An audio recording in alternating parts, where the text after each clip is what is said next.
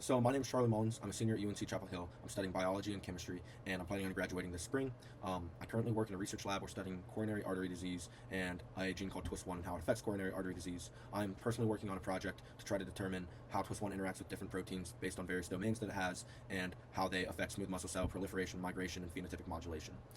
Why do I want to be a ULA? Well, first off, I'd like to be a ULA because I think it'll give me very good experience communicating and educating people on scientific data, scientific concepts and whatnot, and I am planning on going to medical school after a gap year working as a medical assistant, and I think it's an invaluable skill to be able to educate people, especially in that field. I'll plan on educating people on various diagnoses, various protocols, why we're running different things, so I think that this will really give me good experience. I'm also taking the MCAT on April 10th next year, and I believe that the classes I've signed up for, which are biochemistry and organic chemistry, they'll be really good to help me review as well as I review on my own, which I think should make me even more prepared.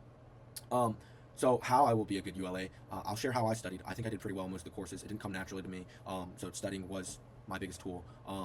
And I focused on like 4 or 5 different things. I made sure I didn't cram. I would start studying a week, 2 weeks, 3 weeks out, as well as just regularly reviewing after class. I made sure that my day before the exam was primarily review.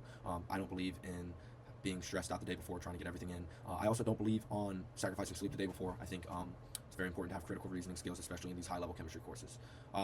As I studied, I focused on how question content could be asked, not necessarily just remembering what was on the slides or whatnot, but like how to actually apply it. And then I also focused on drawing out diagrams, chemical reactions, whatnot, so I could really conceptualize it.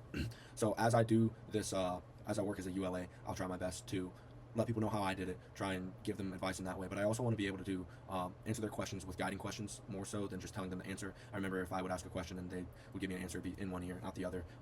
Whereas if I came to it on my own accord, maybe with a little bit of guidance, that really stuck with me and I could use that for later. I'm also going to try to highlight their own progress so that they can maintain confidence, see their own growth, which I think is really beneficial as you learn. Okay, so we're going to be going over a Lineweaver-Burke plot, as you can see, discussing the KM, the Vmax, and what type of inhibition this is. So the question states, shown below is a Lineweaver-Burke plot displaying the kinetics for an enzyme-catalyzed reaction that was conducted with 800 picomoles of enzyme in both the absence and presence of a 100 micromolarity concentration of an inhibitor. So right away, we can see that this line here represents the scenario where there's 100 micromolarity of inhibitor, and this line here represents no inhibition at all. We can tell this because the line above, the Vmax, is lower than the Vmax here, because the reciprocal of the Vmax of inhibition is higher than the reciprocal of the Vmax no inhibition. I know that's a little bit backwards. We're going to explain a little bit later. We also notice that the Km is exactly the same. So because the Vmax has been decreased from here to here, and the Km is the same, we know this is non-competitive inhibition, in which the inhibitor is binding to the enzyme in an allosteric site, which doesn't decrease how the affinity for the enzyme has for the substrate, but does decrease the maximum efficiency the substrate can be broken down or added by the enzyme. Okay, so what type of inhibition is displayed by this inhibitor? It is non-competitive inhibition, because the Km is the same and the Vmax is decreased from here to here. What are the values for Vmax and Km in the absence of the inhibitor? So this is where, if you're a little confused why I'm saying it decreased and pointing up from there to there and saying decrease, this is where we'll explain where that comes in. So, number one, this value right here is equal to -1 over Km. So let's write that down on our papers. -1 over Km equals this value here, which we can see halfway between -0.2 and 0. That's -0.1. So -1 over Km equals -0.1. Now we've got to find out what Km is. So let's multiply our equation on both sides by Km. So we get -1 equals -0.1 Km.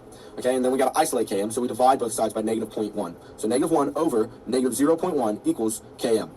And when we do this, we get Km equals 10. And the units on Km are concentration. So in this case, micromolarity. So Km equals 10 micromolar. Now, let's find Vmax. We're going to find it for the uninhibited one, which is this line right here. We know that at this point here, the y-intercept of the Lineweaver-Burke plot is 1 over Vmax. So 1 over Vmax equals the y-intercept, which is 0.02, because it's 1/5 between 0 and 0.1. So 0.02 equals 1 over Vmax. So let's find Vmax. Multiply both sides by Vmax, we get 1 equals 0.02 times Vmax. And then let's divide both sides by 0.02. So 1 over 0.02 equals Vmax, which equals, let me calculate that real quick. We get Vmax equals 50, and the units on that are the reciprocal of minutes per micromolar, so it's micromolarity per minutes. This is basically telling us how fast the enzyme can work at its max speed. So if you add just a ton of substrate, that's how fast the enzyme can work. Now, I'm going to show you how that Vmax is higher than that Vmax. So if we calculate this one, we get 1 over the new Vmax, the inhibited Vmax, is equal to 0.12. So multiply on both sides, we get 1 equals 0.12 times Vmax, and then divide both sides by 0.12. So 1 over 0.12 equals the Vmax of inhibition. And this equals 8.33 micromolarity per minute, which is much less than the 50 micromolarity per minute of the uninhibited scenario. So that's breaking down this question. I hope you enjoyed. I hope it was helpful. Yeah.